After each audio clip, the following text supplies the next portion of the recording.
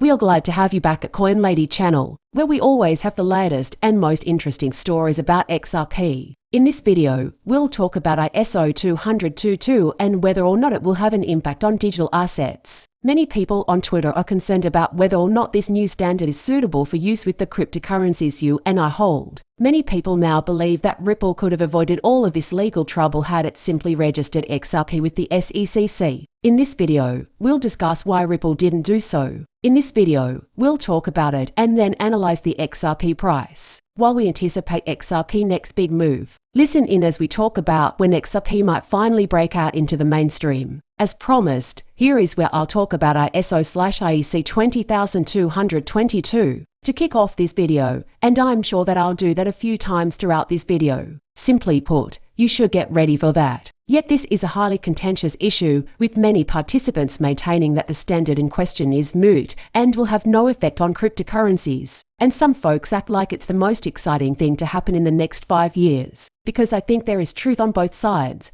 I'd like to share what I anticipate and what I'm keeping an eye on. To clarify for the uninitiated, the idea behind ISO 20222 is to ensure interoperability through the use of common standards. When financial institutions in various countries send money to one another across international borders. Similarly, I believe that the system by which banks transfer money will be significantly improved in the year 2022. As is well known, legal developments typically lag behind technological ones. This has led to the use of practices that are now quite antiquated within our system. The goal here is to update the rules so that we can start using some brand new technologies that don't play by the old rules. Consequently, many different technologies will be needed to implement this new standard. However, many people appear unsure as to what role cryptocurrencies will play. Some people think that cryptocurrencies will be the basis of the whole system. Nonetheless, there are those who insist cryptocurrency won't even be necessary. Let me start by showing you that this standard is already being put into practice. Dates for starting and finishing the relocation have been established as March 20, 2023 and November 20, 2025, respectively. There's no point in worrying about this until we know what this opens the door to in the system. If I had to make a guess, I'd say that we all know that cryptocurrencies aren't yet the norm.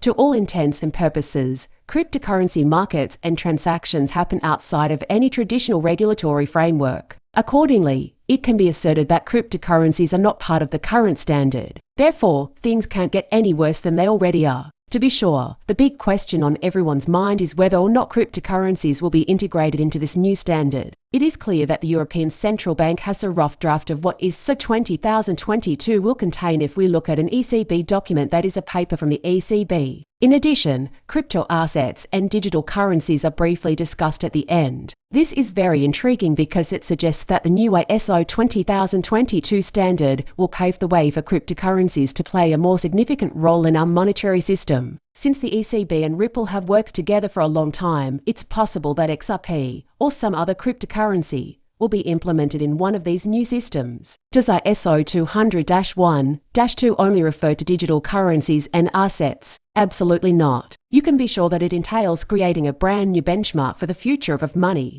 To fully grasp the situation, however, you must realize that crypto's assets, including digital currencies, are recognized within that system. It's a huge vote of confidence that shows the authorities in charge of these massive central banks, the regulators, are prepared for what's to come and recognize Bitcoin technology's significance in shaping the financial system of the next generation. If this is the case, then we are making the right choices. As such, it's clear that the widespread belief that these assets are not valuable and the widespread belief that their ownership is illegal are both false, in the off chance that any of it was accurate. Since these central banks are not engaging in creative writing for fun, it would be taken into account in content like this. These kinds of writing are not done for the sake of speculation. The reason these regulations are being drafted is that they foresee future events. They understand the foundational ideas behind the next generation of financial systems. In addition, this would not be included if virtual currencies were not permitted. Next, we'll discuss something that's generating debate in the XRP community right now. Second, it's puzzling as to why Ripple delayed submitting XRP to the SEC. JB the Great, who first posed this question on Twitter, is presumably referring to a company that has filed paperwork with the SEC to legally list its coin as an asset. It seems obvious that XRP could have been used for this purpose, so why didn't Ripple do it? A question arose in his mind. Forget about being sincere. To be honest, I am fascinated by your inquiry. Although it would be ideal if Ripple could simply enter and announce, "All right, we want to register this sale with the SEC XRP itself." The company currently lacks any such mechanism. The SEC registration process for XRP would be straightforward. Insecure as it may be, at least the transactions will be documented. That makes perfect sense. Given how easy it would be to implement,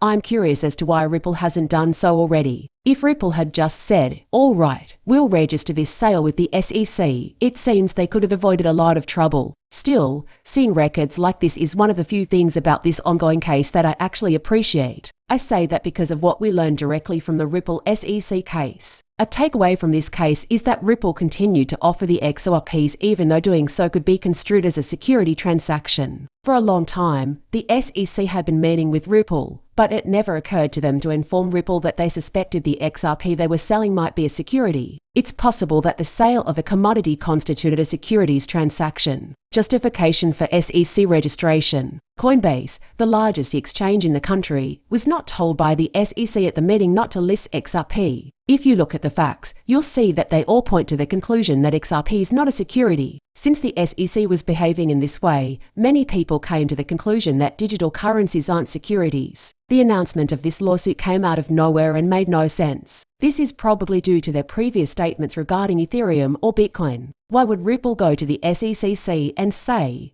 "Hey, we'd like to register XRP" if everything they were seeing suggested they didn't need to? This is one of the many puzzling details about the case. The SEC claims that the token itself is a security, which is completely illogical and counter to how securities laws typically work. We understand that the relationship is purely commercial. If they want to argue that a given Ripple transaction involves securities, the SEC doesn't even try. The SEC is taking a very broad position here, arguing that the token itself is a security, which is contrary to how securities regulation is normally applied. To me, the possibility that the SEC could have fined Ripple for a few transactions is one of the case's most intriguing aspects. We're aware that Greg Kidd bought XRP option contracts from Ripple, and this seems like a perfect transaction for the SEC to highlight and call out as a securities deal because of the SEC's strict regulations on the sale and purchase of XRP. The most absurd aspect of that assertion is that no such deals or securities are even mentioned. The SEC is insistent on pursuing the absurd claim that the token itself is a security. That, in my opinion, shows exactly who we're dealing with. The SEC has adopted a ridiculously broad definition of a security, making it difficult for you to register your token with them. Understand that the SEC is trying to stifle innovation so that established businesses can catch up, and that this move was nothing more than a stall tactic. If Ripple could just sidestep a $100 million court battle with the SEC,